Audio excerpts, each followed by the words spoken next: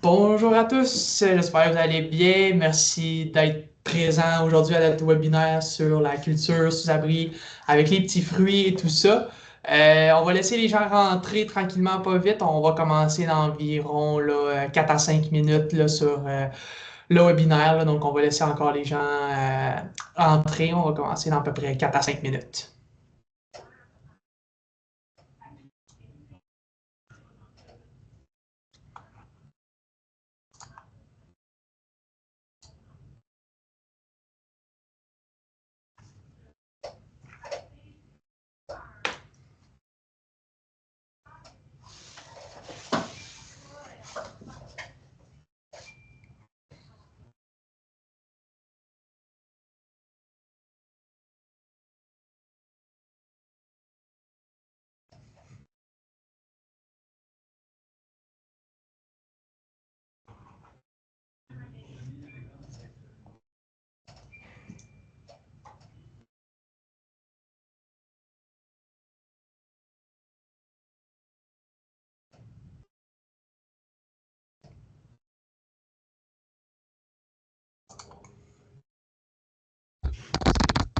Entends-tu, Maxime?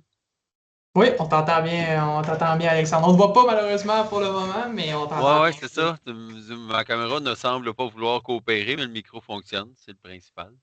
On va vivre avec ça, il n'y a pas de problème. Donc, je répète pour les gens qui viennent de se joindre à nous, en fait, on va commencer dans 2 à 3 minutes pour laisser les gens entrer dans le webinaire. Donc, on va commencer dans environ 2 à 3 minutes, ça va bien là.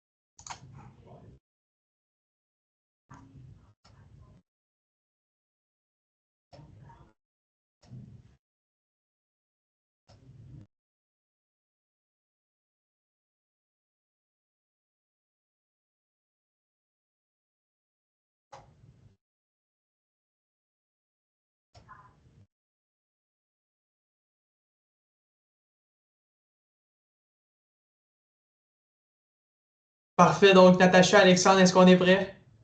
Oui. J'estime qu'Alexandre est prêt aussi. Donc, bonjour à tous, j'espère que vous allez bien. Merci d'être présent aujourd'hui dans notre webinaire sur la culture des petits fruits sous abri. Donc, on est chanceux d'avoir avec nous Natacha et Alexandre qui va vous présenter en fait une belle présentation sur c'est quoi les équipements qu'on a chez Tessier et tout ça pour la culture des petits fruits, c'est quoi les bonnes méthodes et tout ça. Et on a une bonne partie aussi avec Natacha qui vous expliquer là c'est quoi toutes les particularités autant dans les petits fruits et tout ça. Donc, je me présente, je m'appelle Maxime Villemer, je suis coordonnateur marketing chez TSI. Je vais être aujourd'hui avec vous pour être le modérateur du webinaire. Donc, si vous avez des questions ou peu importe, vous pouvez les écrire simplement dans le chat. On va y répondre à la fin. Je vais pouvoir autoriser votre micro aussi si vous voulez parler de vive voix votre question. Ça va me faire plaisir de vous répondre. Donc, si durant le webinaire, si vous avez des questions, peu importe, ça va me faire plaisir là, de vous aider. Et je vais juste rappeler aussi qu'on va vous envoyer par la suite une version par courriel, une version numérique du webinaire avec tous les détails de notre présentation et tout ça. Puis on va avoir un petit formulaire si vous avez plus de questions. Donc, sans plus attendre, on est prêt? Oui. Natacha, la parole est à toi. Donc, je vais juste partager mon écran. Ça ne sera pas bien long.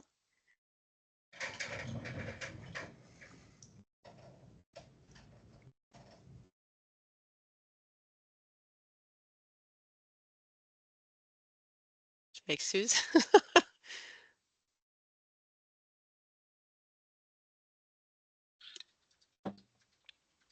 Donc, est-ce que vous voyez bien? Oui, c'est parfait. On va l'écran, il n'y a pas de problème. Donc, bienvenue à ce webinaire. Je m'appelle Natacha Lani pour TC. Donc, une des raisons pourquoi on voulait faire ce webinaire-là, c'est parce qu'il y a un engouement pour la culture des petits fruits sous serre et sous abri. Donc, on se disait que ça pouvait être un bon moment pour en parler avec vous. Donc, sans plus tarder, voici le plan de présentation, grosso modo. Les objectifs de la séance culture sous abri, produits TSC. Donc, Maxime a un peu nommé ce qui allait être discuté, si on veut, pendant le webinaire. Donc, les objectifs, grosso modo, mais c'est de se familiariser avec les différentes cultures de petits fruits, voir de où on part, puis où on peut s'en aller, puis c'est quoi les perspectives là, d'avenir, là, si on veut, pour la culture des petits fruits sous abri. Explorer différentes approches, puis configurations d'installation. Survoler différents projets inspirants, découvrir les sources de financement possibles. Donc, je pense que c'est intéressant d'avoir les moyens de nos ambitions dans ce genre de projet-là. Donc, sans plus tarder, je me présente en fait, je ne vous lirai pas tout ça, mais je suis horticultrice de formation. J'ai fait ma formation à l'EPSH à Saint-Hyacinthe. Je suis également chargée de cours dans le domaine de l'efficacité énergétique à l'UQAM. Ça fait longtemps que j'accompagne des producteurs ou des entreprises qui souhaitent faire des projets, notamment d'agriculture urbaine. Et je travaille avec TC depuis environ 1 an pour justement faire l'accompagnement au niveau de l'horticulture et de l'efficacité énergétique, aborder vos projets avec une vision 360 degrés dans les domaines de l'énergie et de l'agriculture. Et je vais laisser mon collègue Alexandre se présenter. Bonjour, je m'excuse. Premièrement, ma caméra ne veut pas coopérer, fait qu'on va y aller juste avec la voix. Ben moi, je vais vous laisser lire le texte, là, mais j'ai grandement participé au développement des grands tunnels et des tunnels parapluies. Je suis ici un peu plus pour l'aspect technique des structures, fait que surtout pour les questions à la fin, puis un peu d'explicatif au cours au cours je vais dire l'exposition, là, mais au cours de la présentation de Natacha pour l'aspect technique de la chose, avec l'expérience que j'ai chez TC, là, je vais être en mesure de répondre à vos questions puis de bien vous informer au niveau des structures si vous avez des questions. Voilà. Donc, en fait, peut-être qu'on peut déjà aborder, pour commencer, les enjeux en lien avec la culture de petits fruits. Donc, il y a vraiment des enjeux au niveau du rendement. Donc, on s'intéresse à voir comment on peut éventuellement produire davantage. Il y a beaucoup de concurrence au niveau commercial. Il y a des revenus importants. Il y a beaucoup de dépenses quand même aussi qui sont importantes dans le domaine. Donc, c'est sûr qu'on cherche à toujours améliorer ce qu'on peut avoir comme rendement. Il peut y avoir des problématiques de main-d'œuvre. Les aléas climatiques, c'est sûr que ça fait partie aussi des enjeux rencontrés. Il peut y avoir des réceptions de plants malades, avoir des plants qui se portent un peu moins bien, avoir des problématiques avec les mises à fruits. On a tout ce qui est aussi les envahisseurs indésirables. Il faut avoir un certain contrôle quand même sur ce qui se passe dans nos productions. L'entreposage des plants aussi, parfois, ça peut être un peu moins évident. Il peut y avoir des pertes. La mise en marché des produits aussi, c'est toujours quelque chose d'important à considérer. Donc, il y a quand même beaucoup de points qui sont cruciaux. Donc, on est bien au courant, bien au fait de vos difficultés que vous rencontrez, puis on espère pouvoir donner des conseils justement sur comment les installations peuvent être un bon véhicule pour arriver à destination pour vous aider dans vos productions. Donc, culture sous abri. Il y a différents avantages. Sans tous les nommer, on peut voir une amélioration significative quand même de la qualité et de la productivité des petits fruits sous abri. C'est sûr qu'on a une certaine quiétude d'esprit par rapport à la protection des fruits concernant les intempéries. Souvent, en culture sous abri, ben, on a moins de risques de maladie, un certain contrôle quand même qui est intéressant. Réduction de l'eau, des fertilisants aussi. Augmentation de la marge de profit, ergonomie de travail, puis même pour la récolte. Donc, c'est quand même intéressant. Il y a beaucoup d'avantages. Donc, c'est important de considérer différents aspects pour optimiser, dans le fond, nos installations. Donc, grosso modo, ben, ça peut être bien de choisir le bon modèle d'abri, vraiment quelque chose qui soit adapté, avoir réfléchi à tout ça en avance, puis déterminer le bon site. Donc, il faut penser qu'on instaure un environnement qui peut être plus complexe dans un environnement encore plus globalement complexe. Donc, c'est vraiment important de considérer la vision 360 puis de choisir le bon spot. Optimiser l'aménagement intérieur-extérieur, donc intérieur de la serre ou de l'abri, extérieur aussi. bien choisir ses cultivars, puis appliquer les bonnes pratiques culturales. Donc, tout ça ensemble sont des ingrédients gagnants pour vraiment avoir un projet qui soit le mieux réussi possible. Donc, il y a différentes structures puis abris. Je vais laisser Alex en parler. Je vais quand même ajouter certains points ici et là. Donc, Alex, je te laisse aller. Veux-tu aborder un peu l'image qu'on a devant nous? Oui, pas de problème. Dans le fond, en haut à droite, on voit c'est les abris parapluies pour les framboises, qui est vraiment dédié pour les framboises. Ensuite, juste en dessous, on a la serre individuelle. Là, ce qu'on voit là, c'est un petit format, mais on a vraiment beaucoup de possibilités dans ces options-là. C'est sûr que ça, c'est vraiment des structures qui supportent la neige, c'est pour un autre type de culture. Puis la dernière à la gauche, en bas des écritures, c'est le modèle de serre jumelé qui est vraiment adapté pour des plus grandes superficies de pieds carrés, des productions qui vont être faites à l'année dans ce type de serre-là, qu'on est capable de mettre de l'isolation, des toiles thermiques, des lumières, qui est vraiment plus adapté pour des grosses superficies à des productions à l'année, tout au long de l'année. Avec on est capable d'aller beaucoup en hauteur dans ces structures-là. Fait que c'est vraiment très polyvalent au niveau de la structure pour s'adapter au type de culture que vous voulez faire à l'intérieur. Donc, Je peux rajouter, il n'y a pas de problème, Natacha. Super. Donc, je te laisse aller, Alex, aussi pour ça. Pour les grands tunnels, c'est sûr que là, les deux options, ben, on a trois options possibles. 28 pour la largeur, là, 28, 31,5, 32 selon les quantités. Là, la photo qu'on voit là, c'est un projet qui est en cours d'installation. Il n'est pas terminé, mais on voit un peu, ça donne une idée de l'image. C'est variable à la longueur. Les arches sont aux 10 pieds. On a un besoin minimum pour que le projet soit viable, c'est 50 pieds de long par 3 baies de large, soit 28, 31 ou 32,5. On a développé un produit axé sur la robustesse en ayant double patte qui descend jusqu'au sol, presque jusqu'au sol, pour justement augmenter la solidité. Tout le reste a été pensé en rapidité d'assemblage pour avoir le moins de perte de temps possible, avec les extrémités sont extrêmement renforcées pour permettre de bien tendre le polythène pour avoir une belle réaction finalement du polythène. Fait que pour les tunnels, c'est pas mal ça. Fait que, dans le 31,5 puis dans le 32, on est hauteur pignon de 16 pieds 6, ce qui permet d'avoir une belle zone de tampon pour la température qui peut s'accumuler dans le haut des structures, puis avoir une belle ventilation en dessous, ce qui permet de mieux tempérer les serres, puis d'avoir une plus belle production en dessous de ça. De là la hauteur des tunnels qui est adaptable, là, mais le plus haut qu'on peut aller, c'est 15 pieds et demi au niveau des structures. Fait que le polythène traité UV, ça aussi, on peut le choisir, mais le polythène traité UV, on peut même le radier à condensation qui est plus adapté pour les fraises dans ce type de production-là. Là, high-tech, mid-tech, low-tech, c'est plus. Les grands tunnels, on est plus dans le low-tech, mais dans des très grandes superficies. C'est plus adapté pour ça. Couvrir beaucoup de pieds carrés à moindre coût. C'est pas mal ça pour les grands tunnels en général. Donc, c'est ça, en fait, concernant les avantages de ça, ça permet une résistance accrue pour les productions. Comme tu disais, l'auteur est optimisé, donc tout dépendamment de la configuration, l'aménagement dans la serre, dans le tunnel, ça peut être intéressant. Ça nous laisse plus de jeu. Puis aussi, ce qui est intéressant, c'est que ça peut être adapté à différents types de cultures.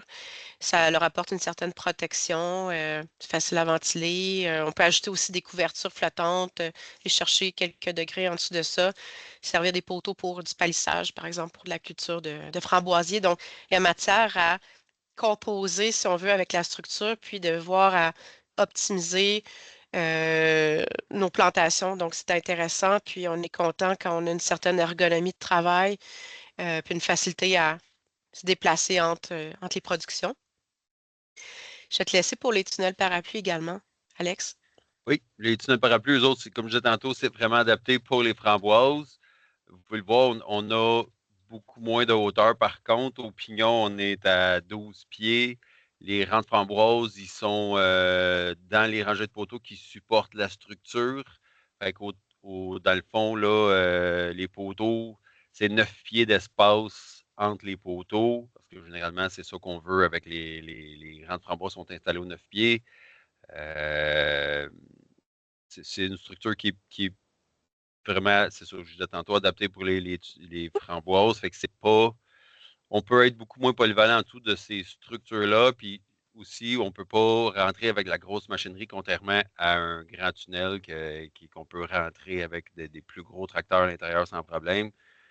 Ça, c'est vraiment plus spécifique à ce type de culture-là, pour avoir de la machinerie plus adaptée à ce type de culture-là. Puis le grand tunnel, il est fabriqué avec des tubes 1,5 par 3 rectangulaires, qui c'est les mêmes tubes utilisés pour nos serres individuelles, qui est très résistant. Celui-là, c'est du tube 1 pouce et quart qui est beaucoup plus épais, mais tu sais, tout le temps, il y a un coût aussi à respecter. Fait que on y va avec des structures qui sont un petit peu moins larges, avec un tube qui est beaucoup plus 1 pouce et quart, qui est très épais pour résister au vent et la pluie naturellement, mais l'eau, comme vous voyez sur la photo, l'eau descend entre les rangées à toutes les 9 pieds, l'eau descend de chaque côté. Fait que, il y a ça aussi à prendre en considération. C'est beaucoup moins large, la protection du polythène. On n'est pas dans les dimensions de 31 ou 32 comme l'autre. En gros, si on résume, c'est pas mal ça. C'est adapté pour ça, ça fonctionne bien, mais c'est vraiment plus précisément pour la framboise. Donc, c'est quand même intéressant justement pour les framboises. Puis je pense que ça structure bien aussi la façon que c'est conçu. Ça structure bien notre aménagement intérieur, si on veut, sous notre abri. Ce qui est intéressant, c'est de considérer quand même l'environnement où on va éventuellement implanter ça pour quand même essayer le plus possible d'éviter d'avoir des vents trop importants. Donc, c'est sûr que on suggère toujours aux gens de faire leur devoir en amont, puis de considérer l'emplacement où ils vont implanter les structures quand même. Ce qui est bien aussi avec ce genre de produit-là, c'est la possibilité de faire des primeurs, d'avancer les saisons, l'extension de saison, protéger quand même les végétaux. C'est quand même relativement intéressant à construire, facile à construire, peut se déplacer, rotation de culture, moins dispendieux. Donc, c'est quand même des produits qui sont intéressants à avoir pour, par exemple, ce genre de production-là. Excuse-moi, Natacha. Oui, Juste un petit détail là, sur les parapluies et les grands tunnels. La oui, différence, une autre bonne différence, c'est que sur les grands tunnels, on est capable de descendre le plastique sur les côtés puis de mettre des oui. bouts enroulables au besoin. Les tunnels parapluies, eux, c'est vraiment juste une protection supérieure. Là. Latérale, et pour les bouts, il n'y en a pas, malheureusement. C'est une des bonnes différences aussi au niveau des structures. Là. Ouais, ben ça, c'est un point qui est intéressant que j'ai pas nommé. En fait, c'est sûr qu'il y a quand même cette différence-là. Puis même, j'irais un peu plus loin dans la réflexion en me disant que c'est bien cette ouverture-là parce que ça permet de faciliter, par exemple, la pollinisation, par exemple, à cause des ouvertures, une bonne ventilation. Donc, il y a quand même, ça sert vraiment pour de la protection, mais c'est sûr que ça va pas couvrir là, complètement nécessairement les côtés comme l'autre. Y a-t-il d'autres choses que tu voulais rajouter? Sinon, peut-être des fois, on a des flashs au courant de la présentation, puis on se permettra d'ajouter plus d'informations. Pour le Je peux moment, pas. j'ai rien à ajouter. OK. Serre jumelée, Alex? Ben, ça jumelé, on va faire un petit revol un peu comme j'ai fait tantôt. Les dimensions, c'est varié. Là. Ça peut aller ben, c'est des structures de 25 ou 30 pieds de large qui sont rattachées ensemble à la gouttière. Comme je disais tantôt, on a beaucoup plus de hauteur, de 10 pieds. C'est quand même assez rare en 2025 d'avoir 10 pieds sous gouttière, mais on peut aller jusqu'à 24. Généralement, on est entre 14 et 21 pieds sous gouttière, selon le type de culture. Dans les particularités de nos serres jumelées, ben, on a des grosses gouttières en partie supérieure qui nous permettent de circuler à l'intérieur de la gouttière sans risquer de chute. Les arches renforcées, C'est encore une fois du tube rectangulaire 1,5 par 3 qui est avec des contreventements pour optimiser la solidité, encore une fois. Naturellement, dans des serres jumelées, on a double polythène gonflé qui amène un côté isolant à la serre pour optimiser les coûts de chauffage. Il y a beaucoup de polyvalence là-dedans. La photo qu'on voit là, c'est un bout fermé en isolation périphérique qu'on appelle. Fait que souvent, les bouts nord, on les met comme ça pour diminuer les coûts de chauffage. Puis, en gros, c'est pour économiser les coûts de chauffage. Naturellement, c'est plus coûteux qu'une serre individuelle, mais elle a des grosses économies de chauffage à avoir avec ces structures-là. C'est pas mal ça en gros pour les serres jumelées là, dans leur particularité. Je te repasse la rondelle, Natacha. Donc, ben, c'est ça un des avantages. Oui, c'est notamment l'efficacité énergétique avec le côté nord, mais ce qui est intéressant aussi, c'est de penser que les différentes chapelles, si on veut, peuvent être opérées de manière différente. Là, on peut jouer avec les conditions dans les différents segments. Justement, je parlais avec une amie récemment qui, elle, travaille plus dans le domaine de la floriculture. Mais c'est ça, elle me disait que bon, il y avait parfois des chapelles qui vraiment allaient être minimalement chauffées, d'autres un peu plus, puis il allait vraiment concentrer la chaleur un peu plus dans les chapelles du centre. Donc, c'est intéressant de pouvoir jouer avec les zones, puis de pouvoir cloisonner parfois, là, donc il y a façon de configurer ça de différentes manières. C'est un produit qui est intéressant parce qu'il y a vraiment possibilité d'avoir une grande capacité de production, d'y aller avec des produits variés, plusieurs possibilités, ventilation naturelle, ventilation mécanique, luminosité aussi. Donc souvent, c'est des environnements un peu plus complexes qui peuvent quand même être intéressants à exploiter parce qu'on a vraiment différentes possibilités et on peut faire quand même des belles économies d'énergie malgré tout. Donc, si on commence par les petits fruits, on va les regarder un peu un par un pour voir un peu certaines conditions à avoir pour avoir plus de succès dans les productions. Puis on va commencer par la fraise. En fait, juste des petits faits saillants. C'est la culture numéro 1 au Québec. C'est un produit local qui est de haute qualité. On a quand même une bonne superficie en production. Plusieurs entreprises, comme on peut voir, qui se penchent vers la culture des fraises. Une recette quand même importante, un bon volume aussi, plusieurs variétés cultivées.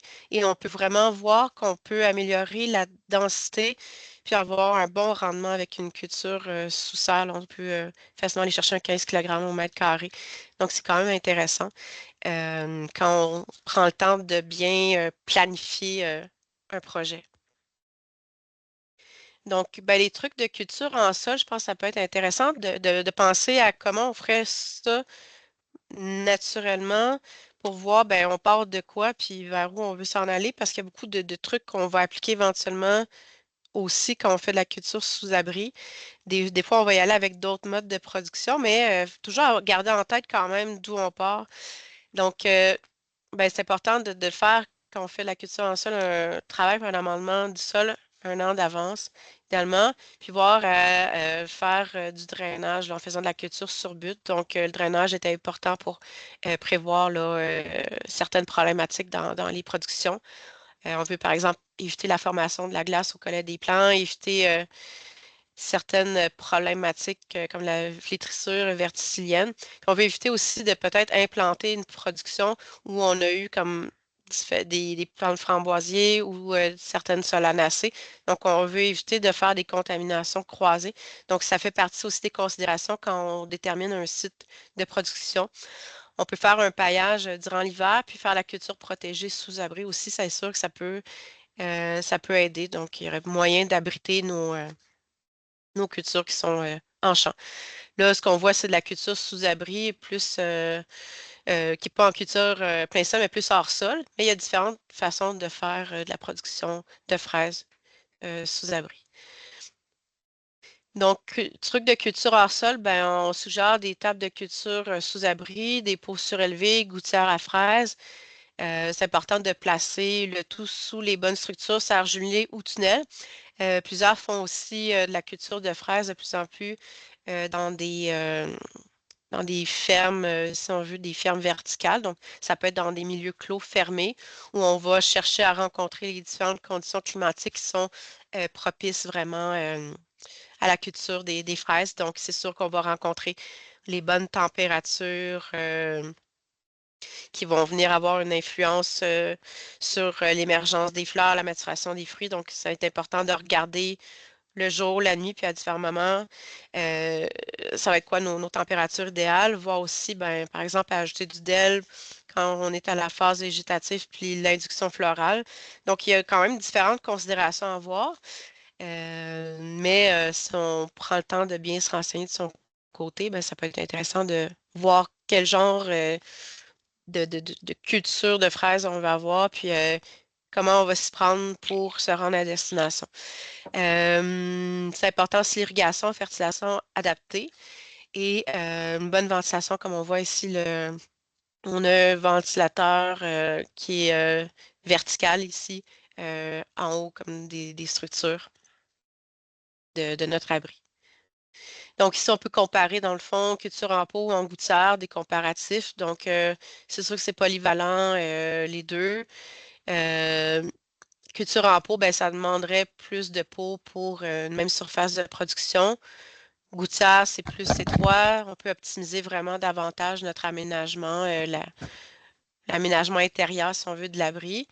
Le terreau, c'est plus lourd. Gouttière, c'est plus léger. Donc, tout dépendamment si on voudrait faire une culture à verticale ou sur un toit ou peu importe, il faut quand même considérer tout ce qui est la capacité portante puis le poids de la production. Ici, distancement des pots, on va suggérer pour l'aération des contenants. Si on va plus dans des gouttières, on y va avec une densité de culture, les fraisiers vont retomber sur les côtés. Ça va favoriser certaines facilités, si on veut, à faire la récolte des fruits. Production au sol, ça va être tous les pots, culture verticale pour les gouttières, rang de production plus large pour les pots, rang de production plus mince pour les gouttières, manipulation moyenne importante pour les pots, puis plus faible pour les gouttières ou un petit peu à moyenne. Donc, c'est vraiment important, je pense, de considérer le temps qu'on a à mettre sur un projet. Puis aussi, ben, est-ce qu'on a de la main-d'œuvre beaucoup ou pas? Donc, il y a tout le temps des réflexions à avoir, je pense, puis penser à qu'est-ce qui va nous emmener à bon port. Est-ce qu'on a pris le bon chemin, si on veut? Donc, rangement aussi, ça peut être intéressant de considérer le rangement des pots, rangement facile des gouttières. Ça peut être plus intéressant en bout de ligne. Récupération possible à les solutions nutritives, ça peut être intéressant de penser à ça aussi quand on fait de la culture de fraises. Pas en sol, mais si on veut, culture extérieure. Donc, ici, on regarde, c'est des petits conseils là, pour quand on veut le faire en grand tunnel, en serre jumelée, serre individuelle ou ferme verticale. Donc, ici, comme ça, on voit ben, à quelle distance on établit nos plans, de quelle manière on peut configurer le tout, l'éclairage. Bon, ben, ça irait plus dans une serre jumelée, par exemple, qui est considérée comme plus souvent high-tech. Serre individuelle, ben, c'est ça, on peut mettre un éclairage éventuellement. On peut voir aussi le temps d'établissement. Si on veut l'optimiser, ben, ça peut être intéressant de choisir ses abris en fonction de ça. Ferme verticale, ça peut être intéressant dans un milieu urbain ou haute densification. C'est pas parce qu'on est en ville qu'on peut pas faire de la culture sous abri. Donc, c'est juste de voir à être créatif parfois et de caractériser vraiment son environnement. D'ailleurs, ce qui est intéressant des fermes verticales, ben, c'est la possibilité de composer avec l'environnement, peut-être éventuellement faire la valorisation de pertes thermiques, de devoir composer avec l'environnement immédiat. Donc, il y a vraiment des avantages aux différentes approches. Ben, il y a des variétés de fraises ici qu'on peut préférer, voir à considérer pour nos productions. Donc, on peut avoir des fraises d'été ou à jour court. Il y a différentes catégories, soit hâtives, mi-saison ou tardives. Donc, tout dépendamment comment on considère notre projet puis qu'est-ce qu'on a comme type d'installation, ben, on peut, en fonction de ce qu'on connaît des fruits ou des variétés, décider si on va prendre une telle plutôt qu'une autre. Donc, sans passer tout complètement au travers de tout ça. Je vous laisserai lire, mais ça peut être intéressant de considérer qu'est-ce que vous voulez produire, c'est quoi les conditions de chacune des productions, puis de voir au moins mettre en place les conditions gagnantes. Ils sont là les fraises d'automne ou à jour neutre. Donc, encore une fois, il y a des considérations à avoir. On peut penser à avoir production de juin à octobre, on a des journées courtes non nécessaires pour initier une floraison. Donc, ça peut être intéressant de considérer tout ça. Planter au printemps pour une production de fruits en continu, production de fruits dès le premier été. Donc, je vous laisse penser à tout ça, mais ça peut être intéressant, comme je disais, de considérer là, les différentes variétés et leurs caractéristiques. Donc, ça en est quelques-unes ici que j'ai mis comme ça, que je trouve intéressantes. Variétés populaires, d'autres variétés, cultivars d'automne, hâtives et très productives. Je sais que souvent, on revoit les mêmes variétés. Moi, je suis quelqu'un qui aime ça faire des tests personnellement. Je fais de la production chez des clients parce que je fais de l'accompagnement en agriculture urbaine notamment. Et j'aime ça expérimenter avec eux, puis voir qu'est-ce qui peut être intéressant, puis trouver tout le temps des solutions ou des avenues différentes. Si, par exemple, on rencontre des défis, pour moi, les défis, ça m'arrête pas vraiment. Je sais, par exemple, qu'on investit beaucoup. Des fois, on veut jouer dans le plus sécuritaire, mais des fois, peut être intéressant aussi quand même d'explorer un peu des nouvelles avenues. Variété remontante, ben, c'est intéressant quand même quand on est un gros producteur. Variété remontante populaire, il y a l'Albion notamment. Précision sur cette variété-là, ben, c'est la fermeté, prévention des pertes dans le transport, saveur, apparence, appréciée généralement, puis il y a une bonne résistance à l'oïdium. Quand on fait des sélections aussi, je pense que ça peut être intéressant de voir qu'est-ce qui est plus vulnérable que d'autres comme cultivar, puis de peut-être aussi considérer ça dans l'équation. Si on va pour la framboise, je ne sais pas si on prend des questions au fur et à mesure ou si on attend à la fin de la présentation des petits fruits, mais si éventuellement il y a des questions à la fin, on pourra y revenir. Par rapport aux framboises, le Québec, c'est le second producteur au pays. Il y a encore une fois beaucoup d'entreprises, un bon volume de production, une bonne recette quand même là, au niveau monétaire. Culture sous-abri qui est en plein essor à travers le monde, mais en fait, je pourrais dire la même chose pour les fraises, là, je ne l'ai pas dit, mais en fait, les deux, c'est quand même en plein essor un peu partout. Donc, c'est intéressant, il y a de plus en plus de producteurs qui se tournent vers ça.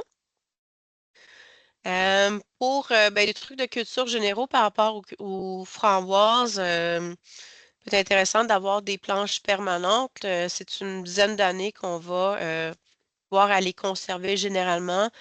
La culture en pot se fait aussi. C'est pas juste en plein sol. On peut le faire sous les grands tunnels, les serres, tunnels parapluies, comme on a vu tantôt. Il faut avoir des sites qui sont exposés au plein soleil, puis à l'abri des vents dominants, puis intégration d'une haie brise-vent, ça peut être intéressant, et d'avoir un sol plat ou drainé. Ça peut être vu aussi en buton ou en planche surélevée. Ça peut être intéressant de penser au tutorage également pour ces productions-là. Et important l'entretien pour être en mesure d'avoir des bons rendements puis une facilité au niveau de l'entretien et des récoltes. Si on laisse les choses aller, généralement, ça ne nous rend pas tellement service. Culture en plein sol, ben, ça peut être intéressant d'amender le sol un an d'avance, assurer le drainage. Production en paillissage, d'avoir quelque chose d'organisé le long du terre, d'avoir des espèces remontantes, si c'est dans ce sens-là qu'on veut aller. Quoique c'est pas tout le monde qui le font, mais tout dépendamment de l'organisation, c'est de réfléchir à comment vous voulez avoir, quel genre de plan vous voulez avoir. Planter loin de certaines cultures, encore une fois, pour justement éviter des contaminations croisées. Privilégier les variétés rustiques. Culture en pot pour les espèces moins rustiques, ça peut être intéressant. Moi, j'en intègre beaucoup chez des clients. On ne fait pas la culture sous abri, nécessairement en milieu urbain où je fais les projets parce que il y a beaucoup de risques de vandalisme. Puis en fait, c'est pas nécessairement évident. Puis quand je fais des productions pour certains types de clients, le budget est quand même un peu restreint. Donc, on commence au moins par bien organiser, essayer d'y aller avec des airs organisés. le long du temps, puis au moins déjà on met des chances de notre côté. Pour que ça nous coûte moins cher, nous on y va en faisant la plantation de plants à racines nues. Ça coûte beaucoup moins cher, quand même un investissement de temps à mettre au début pendant la phase d'implantation des plants, mais généralement ça se passe quand même plutôt bien. Donc on met déjà les trucs de notre côté pour réussir. Ou si on fait beaucoup de culture en bac, puis c'est intéressant, ça nous apporte quand même là, des bons résultats parce qu'on met en place des conditions gagnantes. Donc, que ce soit en sol ou hors sol, il faut rencontrer les bonnes conditions. Donc, juste parler de l'avantage des cultures hors sol, ben, c'est supposons qu'on aurait un sol contaminé, produits chimiques, infestation de pathogènes. On veut facilement déplacer des plants. Donc, ça peut être intéressant de voir avoir ça en contenant. Usage efficace lors de la culture sous serre. Donc, ça se fait quand même bien là, dans du hors-sol aussi. Ben, ça ici, des petits trucs ici comme ça pour de la culture hors sol, là, de penser à mettre en pot ou en sac de plastique noir, idéalement des 3 gallons. Ça ici, c'est une composition de substrat qui peut être intéressante pour nos productions. Ombrière par-dessus l'abri pour les températures, l'ensoleillement intense aussi. Du goutte à goutte, c'est toujours pertinent. Ça permet d'éviter le gaspillage de l'eau, qui est une ressource qui est importante. L'engrais soluble commercial aussi en goutte à goutte. Gouttière sous pot pour récupération de l'eau de drainage notamment. Donc, c'est des petits trucs. Ici, comme ça, contenant substrat de considération, ben, culture en pot de 1,8 litres la première année, ensuite transféré dans des pots plus gros. Des fois, on part avec une idée que ça va rester tout le temps, comme ça a de l'air au départ quand on fait de la production, mais il faut penser éventuellement que petit deviendra grand. Donc, il faut avoir réfléchi, je pense, à avoir fait une planification culturelle. Puis ça, ben, ici, je trouve ça intéressant parce que ça donne une idée de qu'est-ce que ça peut ressembler éventuellement quand on a une culture sous abri. Donc ici, on a pour continuer ben, des renseignes sous abri. Les distances, aération, prévention de la densité, ben, ça permet une aération entre les plants. Ça permet d'éviter potentiellement des maladies ou des problématiques. Abri selon les modes, pépinière ou fructification aussi, ça peut être intéressant. Est-ce que vous faites juste protéger sous abri des plants qui vont être éventuellement vendus ou si c'est vraiment pour faire de la production de fruits? Excusez-moi, je me remets d'un petit rhume. Donc ici, comme ça, on a différents types d'abris pour justement nos productions de framboises. Donc, on peut être avec ça individuel pour un mode de pépinière, par exemple. Tunnel chenné, encore une fois, mode pépinière, par exemple. Entreposage, ville, protection des végétaux. Grand tunnel ici, comme ça, mode fructification. Et mode tunnel parapluie, ben, pour justement aller jusqu'à notre point de fructification. Donc, on voit ça chez différents producteurs avec lesquels on fait affaire qui font justement la culture pour de la fructification qui ne sont pas nécessairement en mode pépinière. Ici, encore une fois, c'est différentes variétés. Framboisier d'été non remontant, donc production une fois par an, production de fruits la seconde année. Les tiges à fruits meurent après la saison, donc c'est important de comprendre qu'est-ce qui se passe dans le cycle de développement des plants, puis de faire les entretiens adéquats au bon moment. Je vous suggère, peu importe qu'est-ce que vous avez comme production de petits fruits, de penser au temps que ça requiert. Pour les entretiens qui sont, si on veut, annuels ou fréquents, mais pas trop fréquents, ceux qui sont un peu plus fréquents, puis de se faire un calendrier, si on veut, d'intervention. Ça vous permet vraiment de mieux structurer là, votre travail dans le temps. Puis, tu sais, on parle de travail par rapport à l'entretien des végétaux, mais il y a aussi l'entretien des abris et des serres qui est important, là. Je pense que de bien prendre soin de ça, ça vous permet là, de vous aider beaucoup aussi dans votre démarche. Donc, c'est ça, ici comme ça, framboisier d'automne remontant, ben, on a des productions de nouvelles cannes à l'été, production de fruits à l'automne la même année, mi-août à début octobre, selon les conditions météorologiques, on peut avoir de la production. Seconde récolte l'année suivante au printemps également. Ici. Donc, il y a différentes variétés qui sont suggérées. Donc, souvent, on va voir la tulamine qui revient. Moi, personnellement, j'aime ça pas juste mettre mes œufs dans le même panier. Puis je suggère souvent à mes clients d'y aller aussi avec d'autres variétés. Ça peut aussi être intéressant pour l'expérience client. On a des variétés qui sont buissonnantes, rustiques, tardives, comme la Royalty puis la Brandywine, des ports remontants comme la White Pearl. Donc, c'est pour vous donner une idée un peu de ce qui existe. C'est sûr qu'il y a des variétés qui sont plus faciles à trouver que d'autres.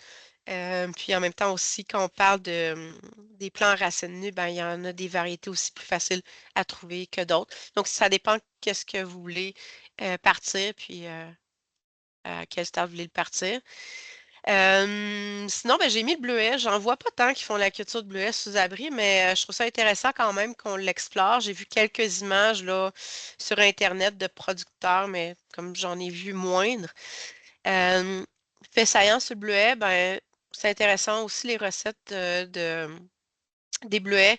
Il y a une exportation quand même importante dans beaucoup de pays par rapport à ce produit-là qui est considéré comme notre or bleu du Québec. Il y a des projets pilotes en cours pour optimiser la production. Donc, je pense que c'est l'Association des producteurs de bleuets qui fait différents projets pilotes, dont j'ai vu rotation des parcelles sur une durée de 3 ans.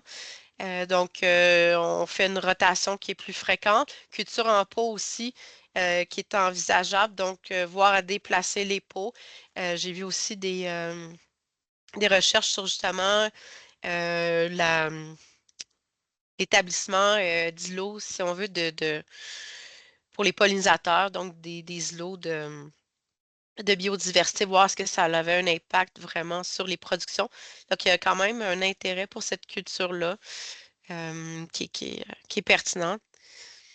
Donc, il y a des trucs de culture généraux. Ben, en fait, c'est un arbuste acidophile, le bleuet. Donc, l'amendement, puis le pH, on va le considérer quand même. Là, moi, généralement, j'y vais chaque année à m'assurer d'avoir un pH qui soit correct.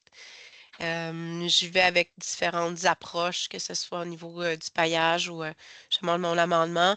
Je fais un contrôle important des adventices. C'est sûr que c'est intéressant en contenant parce que c'est moins fragile, mais tu sais, il y a quand même d'autres avenues pour éviter les adventices. Je me suis rendu compte vraiment que ça pouvait être fragile au niveau racinaire quand j'ai passé 1 an sans aller chez mes clients pendant la COVID. C'est vraiment pas que je voulais pas y aller, c'est que j'avais pas accès. Et ça a vraiment coûté cher aux productions, façon de parler.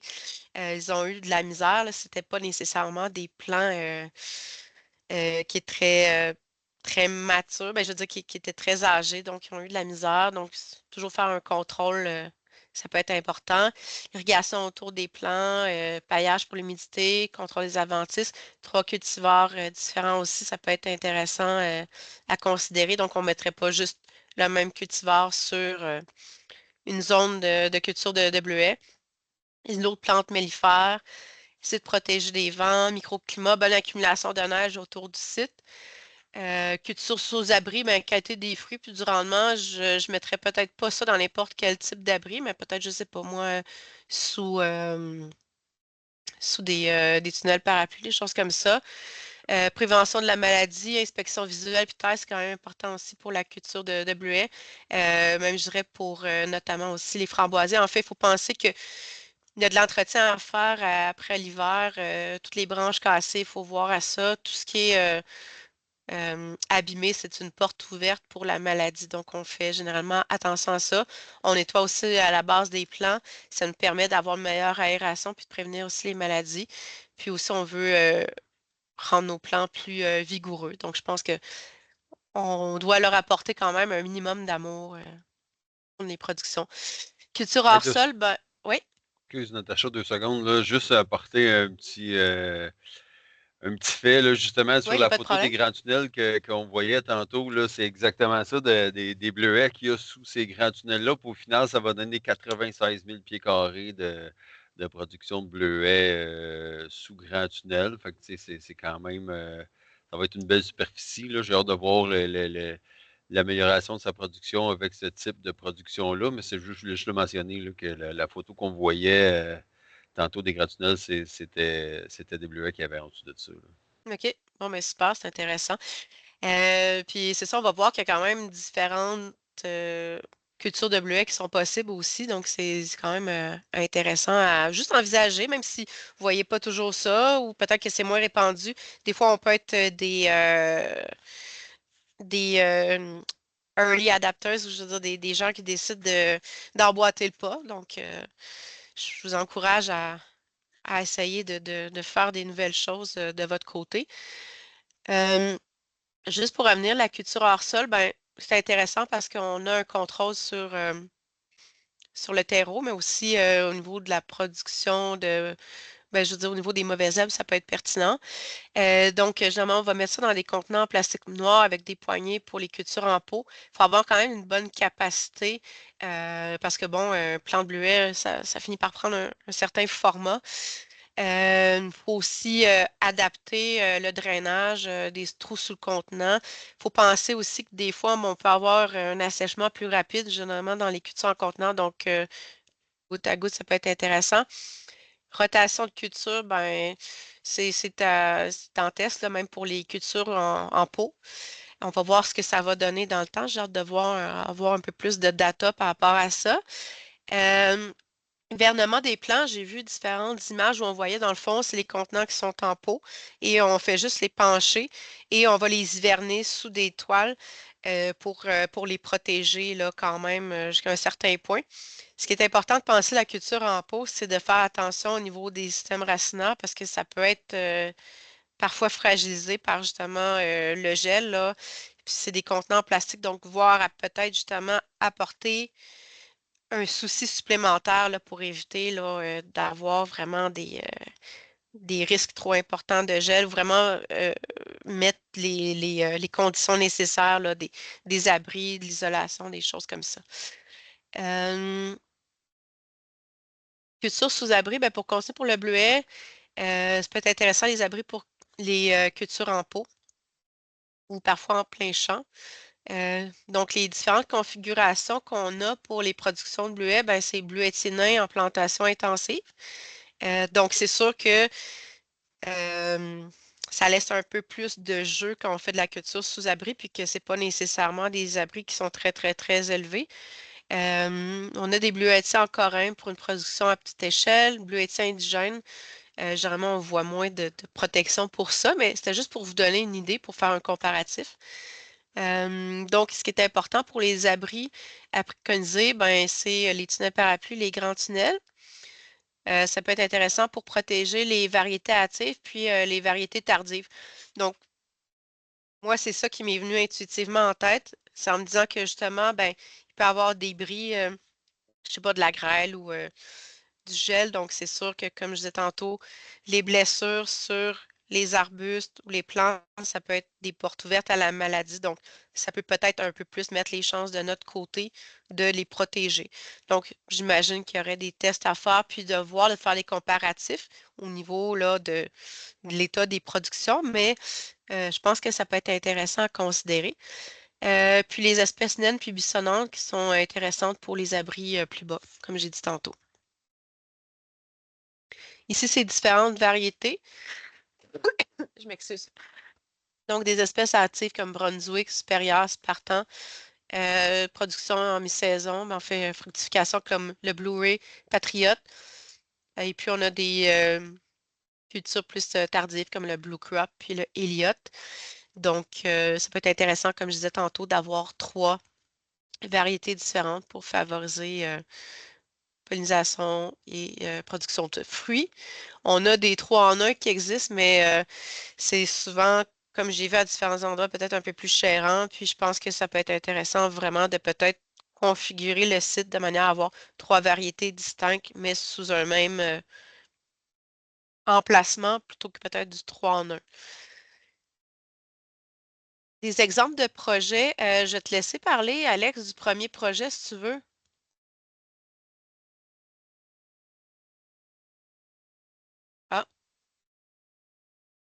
Alex? Bon. Allô? Allô? Excuse-moi, J'étais comme, oh, il a excuse-moi. décidé qu'il s'en allait, lui. Non, non, non, non, il y a un petit délai, que je retarde Il n'y a le pas de groupe, je souci. m'en excuse. Ça, de la presqu'île, ben, c'est ça que je disais tantôt.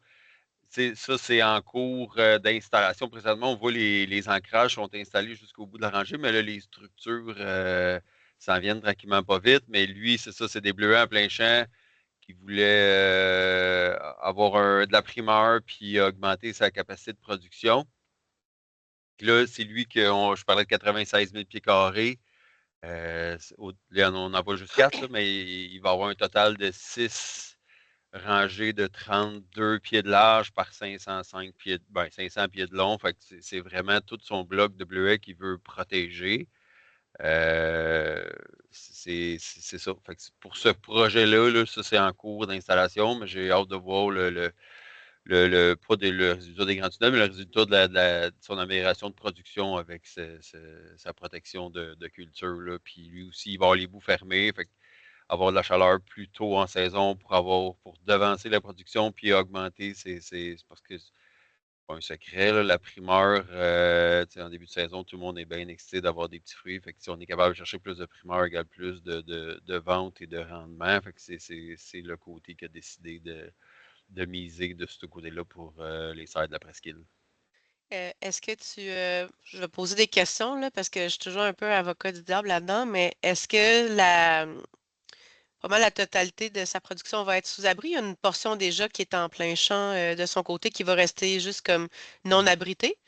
Il y a une petite partie qui va rester non abritée, qui ça valait pas la peine d'installer des structures. OK. Mais pour son plus gros bloc, on l'abrite au complet. Là, fait qu'on va être capable d'avoir. Ben, il y a ses résultats du passé parce qu'il n'y avait pas de culture sous abri, mais là, on va vraiment avoir une grosse partie sous abri, puis une petite partie non protégée pour être capable vraiment comparer. Ils ont eu le même, la même, on va dire la même saison, là, mais vraiment de ce côté-là, on va être capable de faire des comparatifs. Là. Puis c'est ça, il va partir des mêmes cultivars, puis il va justement faire son point de comparaison entre les deux, puis les Exactement. résultats. OK, c'est intéressant, j'ai hâte d'aller visiter ça. Puis c'est ça, on voit, ben, ils ont différents types de cultures, fraises été, fraises automne, framboises été. Est-ce que ça, c'est sous abri, cette portion-là? Es-tu au courant? Non, c'est pas sous abri, c'est vraiment, lui, il a décidé de miser sur la partie bleuet pour cette année. Fait qu'il a investi dans cette partie-là, mais pour le reste, c'est en plein champ non abrité. OK, super intéressant. Donc, ben, en fait, il y a ce projet-là qui est situé à Saint-Damas et ben, il y a Ferme Manicouagan, c'est un peu plus notre collègue Daniel qui est sur le projet. Donc, c'est un peu plus au nord. Donc, c'est type de culture, c'est framboise, étulamine et autres variétés, tout dépendamment, je crois, de la disponibilité des produits et de la camerise. Donc, il y a une certaine superficie de la production de framboises qui est sous tunnel. Les camerisiers ne sont pas sous tunnel. Et c'est ça la période de production est de mai à octobre. Donc, les installations, c'est tunnel parapluie, chenille, serre et de l'irrigation. Et le rendement est plus ou moins 2 fois celle au champ. Euh, Puis, ben, il y a la camerise, ça, on n'a pas demandé nécessairement par rapport au rendement, mais du moins pour les framboises, c'est ça qui est ressorti. C'est sûr que c'est toujours un défi, la question de la gestion du climat, le vent et autres. Donc, c'est toujours de devoir s'assurer de bien adapter les installations là, pour s'assurer qu'elles puissent soit être renforcées ou du moins pas trop éprouvées par l'environnement. Je ne sais pas si tu voulais dire quelque chose par rapport à ça, Alex, expérience par rapport aux structures, soit là ou ailleurs par rapport au sujet tout court, là. Non, là, je trouve que tu cernes bien le sujet. Je te lève mon chapeau. Yes. C'est bon. Donc, important de faire vos devoirs, les amis, avant d'implanter des installations sur un site. Ferme méthode, je pense qu'on a justement Vincent qui est là avec nous aujourd'hui. Donc, c'est situé à Lévis. Type de culture, framboise, tulamine, Skype notamment, bleuet et tomates. Donc, superficie de 2 hectares sous tunnel, le quart sous tunnel parapluie, une période qui va de novembre à juin. Installation tunnel parapluie, avec ouverture manuelle, irrigation et un rendement grosso modo de plus ou moins 75%. Et il faut regarder la qualité des plants qui sont implantés. Donc, tu sais, on se dit souvent que justement, nécessairement, le rendement va être plus important, mais ça reste que c'est quand même des chiffres. Je pense qu'il y a encore beaucoup de chiffres à aller chercher, de jaser avec les gens qui font l'implantation de culture de petits fruits sous abri. Et c'est sûr que si les conditions gagnantes, autant le site que les installations, que l'aménagement extérieur et intérieur des installations n'est pas optimal, je pense que c'est sûr que ça va avoir un rendement à jouer. Je veux dire, un rôle à jouer sur le rendement. Donc, c'est une ligne directrice, mais tout le monde doit faire son petit bout de chemin pour avoir la meilleure expérience puis les meilleurs résultats possibles. Si j'ai fait une erreur dans certaines choses que j'ai dit, Vincent, tu me diras, mais il me semble que c'est tout ce que j'avais noté là, par rapport à notre discussion au téléphone. Donc, si on voit une photo des installations à la droite, justement, encore là, on voit vraiment les haies très, très bien organisées là, de culture en pot.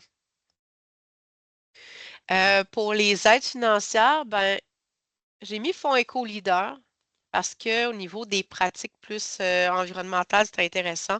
Et si vous voulez éventuellement intégrer des énergies renouvelables, il y a des aides pour de l'accompagnement par rapport à cet effet-là. Je parle de ça parce qu'il y a de plus en plus d'intérêt pour les énergies renouvelables, pour l'efficacité énergétique, pour des pratiques euh, plus agro-environnementales. Puis, je pense que ça peut être bon de voir qu'est-ce qu'il y a à portée de la main. Il y a différents programmes en lien avec les énergies renouvelables, préchauffage solaire, programme d'efficacité énergétique, mise en œuvre efficace, études d'implantation, éco-performance également. Et il y a encore d'autres programmes ici comme ça, accès au triphasé et autres. Donc, il y en a quand même beaucoup. Et ça peut être intéressant des fois de voir. Ah, j'entends une voix. Mais je pense que c'est la mienne, c'est mon écho. Excusez-moi. Donc, ça peut être intéressant des aides financières de regarder qu'est-ce qui pourrait être pertinent pour votre projet, que ce soit pour l'installation de structures, pour le développement de nouveaux projets, pour peut-être le rétrofitting des installations et pour la portion d'efficacité énergétique et d'énergie renouvelable. Donc, nos services avec TC, ben, c'est dans le fond toutes nos installations de produits, l'accompagnement, la formation qui peuvent vous être offerts. Donc, voilà, ça m'a fait plaisir d'animer avec vous. Conclusion, est-ce que quelqu'un peut prendre le relais? Je m'excuse, je vais tousser. Oui, je m'en occupe, je m'en occupe. Ben, en fait, pour la conclusion de tout ça, ben, c'est sûr, tu sais, la culture sur l'abri, ça a beaucoup de bénéfices parce que, tu sais, on vient améliorer notre rendement, autant dans la fraise, la framboise, le bleuet, c'est vraiment quelque chose qui est très pertinent à ce niveau-là, autant que ce soit dans justement les grands tunnels, les serres individuelles, serres jumelées, tout ça. On vient augmenter aussi notre qualité des produits, donc tu sais, justement moins exposé à certains changements climatiques et tout ça, donc on vient augmenter notre qualité, on vient prévenir aussi les dommages, on vient certainement aussi contrôler aussi tout ce qui est niveau maladie, des choses comme ça. C'est sûr, il faut toujours considérer l'aménagement du terrain et tout ça, le choix d'abri, mais on est là quand même pour vous conseiller selon ce que vous souhaitez comme type de fruits, tout ça. Donc, on est toujours là pour vous aider pour que votre projet fonctionne bien. Puis, mais toujours dans le fond de considérer les bonnes pratiques et les bonnes techniques. Donc, tu peux changer la slide, Natacha, il n'y a pas de problème. Pour passer maintenant aux questions, on va faire ça rapide. Là, on approche l'heure environ. On avait une question de Vincent, je crois que malheureusement, il a quitté. Et on va la poser quand même s'il y en a qui ont cette question-là. En fait, là, je suis sûr que là, c'est peut-être une question un petit peu plus vague, mais dans le fond, Vincent posait la question, pourquoi il y a moins de débris avec des serres? Je ne sais pas si Natacha, tu veux prendre la parole ou Alexandre. Là. Ben, Vas-y, Alex, si tu peux ben, répondre. je suis pas sûr de comprendre la question, je m'excuse, là, mais pourquoi moins de débris avec des serres? Honnêtement, c'est plate qui est quitté parce que j'aurais besoin d'un peu plus de précision au niveau de la question. Là. Ben, j'irais dans ton sens aussi, c'est un peu peut-être flou pour moi des débris de quel type? Peut-être le préciser dans la conversation? Mais Peut-être Vincent, peut-être moins de fruits brisés, Ah, OK. peut-être de bris, pas de débris, de bris peut-être. Ouais. Ben oui, effectivement, dans ce sens-là, mettons pour les framboises qui sont exposées aux pluies ou quoi que ce soit, ben ils sont gorgés d'eau, puis quand ils arrivent à maturité, sont fragiles à détacher du plant. Fait que s'il vient une grosse pluie, ben il y a nécessairement un peu de perte reliée à ça. Puis par expérience, peut-être que Vincent il va pouvoir répondre plus que moi, mais tu sais, la framboise se conserve mieux quand elle a été produite sous abri parce que on contrôle l'irrigation, on contrôle l'engrais, fait qu'elle est plus grosse, elle est plus ferme, elle se conserve plus longtemps, fait que moins de pertes encore une fois au niveau avoir du temps qu'on investit là-dedans, puis maximiser nos rendements au maximum. Là. super. J'en profite aussi. Si vous avez une question, vous pouvez simplement lever la main. Je vais pouvoir autoriser votre micro. Vous allez pouvoir aussi la dire verbalement. Il n'y a pas de problème. On va passer à une deuxième question de Bertin. En fait, est-ce qu'on doit absolument avoir un terrain pour la culture sous abri? Est-ce que... Ben, tu sais, je sais pas, je vais extrapoler la question, dire tu peux en louer un, mais pour mettre une structure, effectivement, ça prend un terrain. Mais tu sais, oui, je vais dire oui, c'est mieux d'avoir un terrain à soi.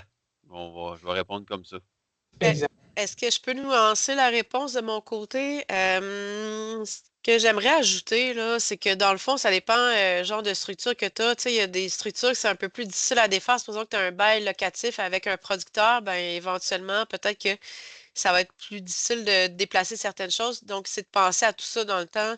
Éventuellement, tu as investi pour quelque chose qui est vraiment là pour être permanent. Peut-être que ça vaut la peine de voir à peut-être acquérir le terrain, mais tu sais, si c'est comme plus temporaire, tu n'es pas certain, ben, peut-être que là, tu peux opter pour certaines installations plus que d'autres. Euh, tu sais, sans avoir un terrain, ben, il y a beaucoup de gens qui font de la production, ben, beaucoup de gens, quand même certains producteurs qui font de la production intérieure sans être nécessairement comme on l'entend avec une serre ou un tunnel ou autre, là, tu sais, c'est des fermes verticales. Puis là, non, tu n'as pas de terrain, mais tu as une bâtisse. Est-ce que c'est loué? Possiblement. Fait que, tu sais, je pense qu'il faut voir à ouvrir ses perspectives, puis, tu sais, enlever les œillères des fois qui font qu'on regarde vraiment les choses de manière un petit peu plus dans une boîte, mais tu sais, se dire, bon, j'ai pas de terrain, est-ce qu'il y a quand même quelque chose qui se prêterait à la production? Tu sais, des fois, on n'a pas nécessairement tout le temps en condition tous les éléments pour faire ce qu'on voudrait faire, mais des fois, ça peut être juste de un peu voir les choses différemment. Fait que c'est ça que je voulais juste rajouter là, comme info. Pas de problème. Justement, Bertin qui a posé la question, il a la main ouverte. J'ai autorisé ton micro si tu veux peut-être spécifier un petit peu davantage à ce niveau-là. Ok, merci. Alors, je me demandais, disons que quelqu'un il a sa maison, il a un peu d'espace à l'arrière. Et là, vous m'entendez bien? Oui? Oui. Oui, Oui, oui. il a un peu d'espace à l'arrière et là, il veut comme avoir une serre individuelle. Est-ce que c'est quelque chose que vous irez faire aussi de l'accompagnement ou alors vous êtes tout de suite focalisé sur des entrepreneurs qui vont aller chercher un terrain en région, par exemple, ou là où c'est possible, et puis monter quelque chose de vraiment plus durable dans le temps? C'est-à-dire, même si on commence avec une petite serre individuelle, on sait que dans le temps, ça va évoluer. Veux-tu répondre à Alex ou je peux répondre? Ou... Ben, au niveau des structures, oui, on a des serres individuelles de plus petite dimension. Puis pour l'accompagnement, tu sais, on ne focus pas juste sur les projets gigantesques. On est vraiment des structures adaptées pour toutes les grosseurs de projets. Pour l'accompagnement, Natacha, c'est plus dans ta cour. Je vais te laisser répondre. Ben, moi, ce que je regarderais, j'espère que ça ne te dérange pas, je t'appelle Bertin par ton prénom. Oui, oui. Mais c'est ça, je pense que ça peut être intéressant de considérer, dans le fond, ton espace. Tu sais, c'est quoi ta superficie, puis c'est quoi l'environnement, parce que, ben, tout dépendamment du genre de structure ou du revêtement, tu sais, ça peut être intéressant de voir au niveau de la municipalité, c'est quoi les réglementations. Est-ce que tu es proche l'emprise de la ville ou pas? Est-ce que tu es proche des limitations de ton terrain? Tu sais, je pense qu'il faut regarder un peu plus largement le projet, puis avoir une vision plus 360. Puis tu sais, il faut que tu penses que ton espace de production, ben, tu sais, il faut que tu choisisses le bon véhicule pour te rendre à destination. Il faut que la fin justifie les moyens. Puis il faut que tu penses à avoir un certain dégagement autour aussi de ton installation pour éviter les bris puis le stress que ça peut créer sur la serre. Donc, je pense qu'il y aurait quand même différents aspects à considérer. Puis, tu sais, éventuellement, ben, supposons que tu as un peu plus d'espace, tu sais, tu peux commencer par quelque chose d'un petit peu plus petit, mais éventuellement, te dire, je regarde à moyen, long terme, c'est quoi que je veux faire, puis voir, tu sais, déjà avoir ça un peu en tête quand tu inities un projet. Mais je pense qu'il y a beaucoup de questions à se poser. Puis c'est difficile de donner juste une réponse euh, tout cru dans le bec comme ça, là, il y a quand même plusieurs aspects à considérer. J'espère que ça D'accord, peut apporter des réflexions de ton côté. c'est compris, c'est bien noté, merci. D'autres questions? Oui, parfait. Ben, avant d'aller à Ronald, on a une question aussi dans le chat de Normand qui est dans quelles circonstances on va choisir, là je pense pour les grands tunnels, un 31 pieds et demi de large versus un 32. Donc je ne sais pas si Alex, tu veux embarquer là-dessus. Ouais, dans le fond, c'est juste tu sais, ça s'applique surtout quand on parle en hectares. Des fois, la demi que tu perds à la fin, tu perds complètement une section. Fait que ça a été dans un cas particulier que les 32, si on mettait des 32, rendus à la fin de 20 ou 25 structures de large par bloc, ben, on en perdait un. Fait que là, si on ramenait ça si on le ramenait à un 31,5, ben, on gagnait une structure complète de production. Fait que c'est vraiment, ça s'applique pour les grosses superficies, là, mais généralement, 32, on est aussi bien d'aller au plus large quand que ça rentre dans la superficie disponible. C'est surtout dans ces cas-là que ça arrive. Là. Peut-être je rajouterais un petit quelque chose par rapport à ça. Je me rappelle pas si c'est avec Vincent de chez Méthode que j'avais parlé de ça ou avec Monsieur Manicouagan. Mais c'est ça, c'est que des fois, tu peux comme perdre un peu sur les côtés quand tu fais ton entretien ou certaines vaporisations. C'est comme une espèce de section qui est plus difficile à atteindre. Fait que peut-être que si c'est plus large, tu peux réorganiser un peu ta plantation pour pouvoir atteindre même tu sais, le pourtour complet de tes plants, si on veut. La petite zone que tu n'atteindrais pas. Euh, Vincent, je ne sais pas si c'est toi qui m'avais parlé de ça, mais tu m'avais parlé, me semble, de ton expérience. En tout cas, si tu veux en glisser un mot ou deux ou Il a écrire dans le quitté, je chat. pense, Vincent. OK, Vincent a quitté. OK. On va passer, il reste deux questions. On va passer à Ronald, ton micro est activé, tu peux poser ta question. Oui, bonjour, merci pour la formation. Ronald Vestige, producteur de bleuets à Grenby. Beaucoup de demandes pour la framboise et puis j'y vais pas encore, mais ça m'intéresse. La question est que je suis déjà tout équipé pour le bleuet. Puis moi, je m'en vais peut-être vers un filet d'anti-mouche. Je suis pas pris ma décision encore, mais bon, c'est comme ça. Si j'investis, je m'en irais peut-être plus dans la framboise, mais je suis toujours inquiète par rapport à la Drosophile à L tacheté, qui est la mouche qu'on a dans le bleuet ainsi que les framboises. Sous le tunnel, comment ça s'appelle, le tunnel parapluie, là, au bout des rangs, est-ce qu'on peut installer un filet anti-mouche? Oui, il y a moyen Sur les côtés, je veux dire. Oui, il y a moyen d'installer quelque chose. C'est sûr qu'il faudrait développer. Il y a tout le temps un coût rattaché à ça, mais oui, il y aurait moyen d'en rajouter. C'est entre les tunnels parapluies, là, où l'eau vient se vider. Là, j'ai vu des systèmes qui étaient un peu à l'essai parce que là, tu installes un filet, parce que tu as qu'à mettre un filet sur les côtés puis sur les bouts, ben, entre les tunnels parapluies à tous les 18 pieds, il y a une descente d'eau. Fait qu'il faudrait en théorie couvrir ça aussi. Ouais. Mais là, quand il y a des grosses chutes d'eau, ben là, ça retient l'eau de descendre au sol aussi. Fait que c'est la manière de le fixer pour pas pour pas qu'il y ait de bris s'il y a des grosses chutes d'eau. Là. Mais j'ai déjà vu quelques principes, là, mais À date, les résultats étaient positifs, mais oui, il y aurait moyen pour les bouts et les côtés, c'est pas tant un problème. Là, ça serait plus entre on va appeler ça les petites chapelles là, pour la sortie d'eau, qu'il ne faut pas trop nuire non plus à cette fonction-là d'avoir une séparation de tous les 18 pieds pour permettre à l'eau de sortir des structures. OK. L'autre question, c'est la hauteur. Étant donné, moi, j'ai un filet d'oiseau. La hauteur de mon tracteur compact, il est 9 pieds. Tout mon filet, il est à 9 pieds de hauteur. Est-ce que moi, je peux dire, je peux utiliser le même tracteur parce que dans le tunnel parapluie, est-ce que je peux me passer en dessous avec mon tracteur, faire les travaux avec les tracteurs, les arrosages, tout ça? Comme c'est là, il y a une barre transversale à 8 pieds du sol. Fait que là, on est comme un pied trop haut avec votre tracteur. Là. Puis là, la conception a été prévue comme ça. Si on va chercher plus d'autres, ça dépend toujours combien vous en voulez parce que c'est le volume qui finit que c'est solide, là, ces structures-là. Il faudrait qu'on se discute de ça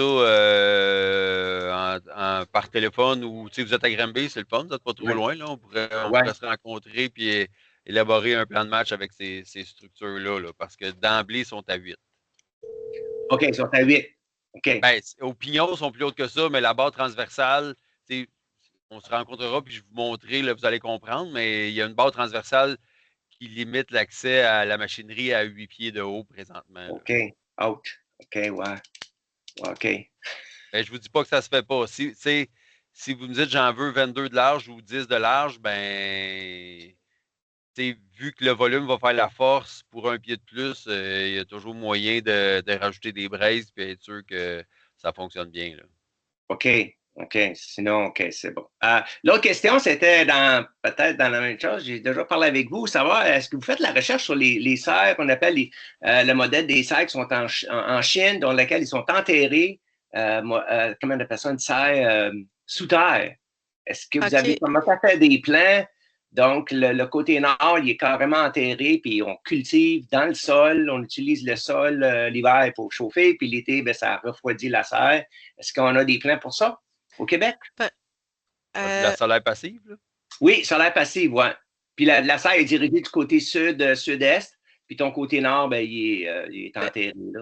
Il a été à peu près 1 mètre dans la terre, 1,5 mètre, 6 pieds dans la terre. Peut-être je peux répondre à ça, moi que tu veux répondre à Alex, mais je pourrais peut-être... Vas-y. Dans le fond, c'est ça, c'est parce que là, vous parlez d'un sort qui est comme enterré au niveau du sol. Oui. Fait que là, on est dans une Walipini.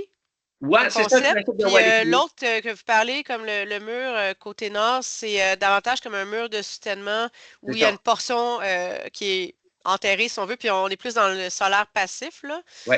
Fait que, tu sais, ce que je vous dirais, c'est qu'il y a beaucoup quand même quelques projets, là, qui se développent, puis c'est là, souvent, on voit vraiment différer les deux, où ce que tu as Walipini, puis tu as serre solaire passive. Nous, dans le fond, avec Tessier, on développe pas pour l'instant ce genre de projet-là. Par contre, pour tout ce qui est justement considération culturelle, efficacité énergétique, ça, on aime bien l'aborder parce que ça reste qu'il y a quand même des aspects intéressants à ce genre de projet-là. Nous, c'est plus des projets là, classiques, mais ça reste qu'il y a certains éléments qu'on reprend de ce genre de projet un peu plus différent, si on veut, qu'on peut appliquer à certains des projets avec les clients. On dit, as-tu pensé à ça, une masse thermique, l'isolation plus du côté nord. C'est juste que c'est ça au niveau des projets comme juste le mur de soutènement. Tu sais, souvent, on a vu les hardships, les hardships, ce genre de choses-là. Souvent, au niveau réglementaire, pour des municipalités, c'est moins évident, les compagnies d'assurance, tout ça. Donc, c'est vraiment un créneau, mais c'est souvent plus du do-it-yourself que, par exemple, des fabricants de serres comme nous. Mais ça reste que, tu sais, on est toujours ouvert à la recherche et développement puis à différentes choses. C'est juste que, comme disait tantôt Alex, ça prend un certain temps de développer un nouveau produit aux différentes avenues. Peut-être que je peux en permettre pour glisser un mot sur le webinaire de la semaine prochaine. C'est sur l'agrivoltaïsme. Puis, dans le fond, on aborde justement les panneaux photovoltaïques à l'agriculture. Je vais couvrir la portion serre.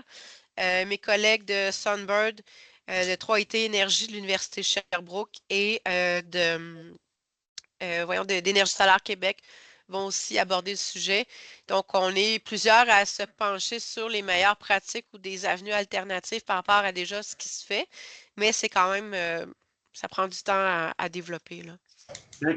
Ben, Je sais pas merci si pour vous voulez l'information. ajouter d'autres choses, Alex, mais Ouais, tu sais, moi, j'en ai une cliente personnellement qu'on lui a vendu une serre conventionnelle, puis je le sais qu'elle s'est faite une serre solaire passive elle-même. Fait que, tu sais, si jamais vous voulez y parler, il n'y a pas de problème, j'ai son contact. Mais on a fait aussi un projet de serre 30% de batterie thermique qui est faite à Bromont, qu'on a des bons résultats avec ça, mais précisément la serre solaire passive.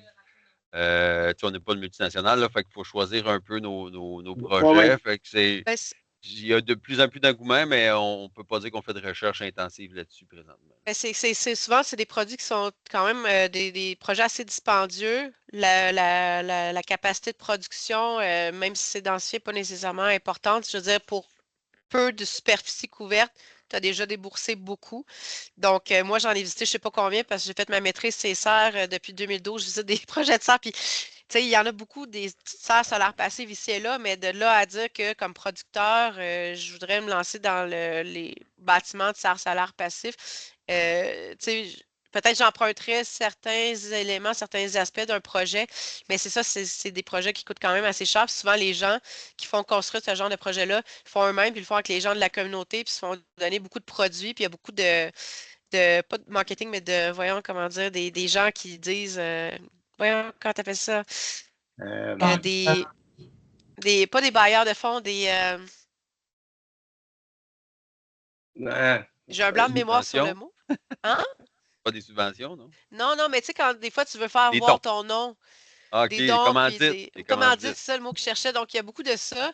Puis, ben, c'est ça, c'est super intéressant le concept solaire passif. Puis, j'espère que les serres vont davantage se tourner vers ça ou emprunter certains éléments de ça. Mais c'est des projets quand même qui peuvent rapidement devenir dispendieux. Les gens qui vont fabriquer ça, les entrepreneurs, ben, c'est pas nécessairement des gens qui sont spécialisés dans les serres, sont spécialisés dans les bâtiments peut-être plus résidentiels. Donc, tu sais, il y a plusieurs enjeux pour la construction du solaire passif, je vous dirais, ouais, là. ouais. OK, Ouais, OK. Ben, merci. Bon, il y a une orientation vers. OK. Ben, merci beaucoup. ça fait plaisir.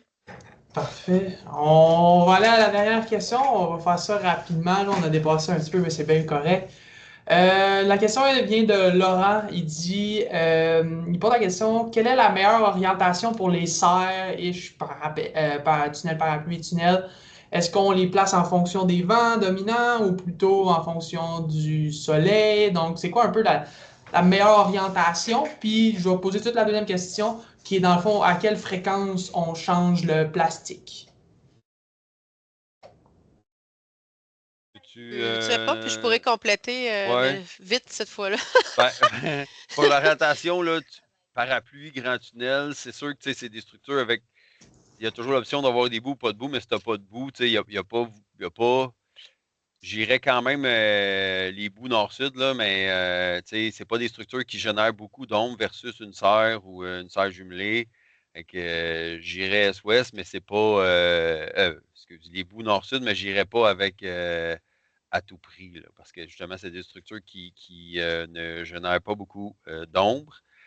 Puis pour la dernière, ben, quelle fréquence on change les polythènes? Ça dépend de la dimension de la structure, ça dépend d'un paquet de facteurs. Fait que c'est dur à dire, mais généralement, entre 4 et 8 ans, là, selon votre niveau de tolérance, mais c'est sûr que plus on l'étire, plus les traitements napolitaines sont moins performants. Là. Fait qu'on perd la production. Fait que c'est sûr que plus le polythène est gros, moins il va durer longtemps, plus la structure est petite, polythène double gonflé, ça dure plus longtemps. Fait qu'il y a un paquet de facteurs à tenir en compte dans cette question-là. Fait que je vais y aller très généraliste, là, entre 4 et 8 ans selon votre seuil de tolérance. Moi, je rajouterais peut-être je ne sais pas si ça avait fini de répondre. Exactement, terminé. OK. C'est ça par rapport à justement les tunnels parapluies. Je sais que on suggère souvent pour éviter les problématiques avec les vents importants de genre voir les placer de manière perpendiculaire au vent dominant. Mais tu sais, toujours de voir l'environnement, est-ce que c'est vraiment balayé par le vent ou pas? Tu sais, je pense qu'il faut regarder encore une fois l'environnement vraiment immédiat. Puis souvent, ben justement, par rapport à un produit qui est individuel, on suggère orientation est-ouest pour faciliter la fenêtre solaire, si on veut. Mais après ça, quand c'est un peu plus comme justement raccordé ou jumelé, on y va comme dans le sens inverse. Mais encore là, je veux dire, je pense qu'il n'y a pas énormément d'obstruction au niveau de l'ombrage. Fait que, j'irais dans ton sens par rapport à ça, Alex. Là. Super, parfait. Ronald, je sais que la main est encore levée. Est-ce que vous avez une dernière question ou non? Il n'y a pas de problème, parfait. Il n'y a pas de problème, super. Je vous mentionne le mot de la fin, en fait. Merci d'avoir tous participé. S'il n'y a pas de questions, on va terminer bientôt. En fait, je vais aussi vous rementionner que tout le webinaire va vous être envoyé par courriel. Il va y avoir un lien aussi pour revoir et revisionner le webinaire. Ça va nous faire plaisir de vous envoyer tout ça. Aussi, il va y avoir en pièce jointe toutes les slides du PowerPoint quand on parlait justement plus des particularités sur les produits, tout ça. Là, vraiment, si vous voulez relire, tout va être dans le courriel.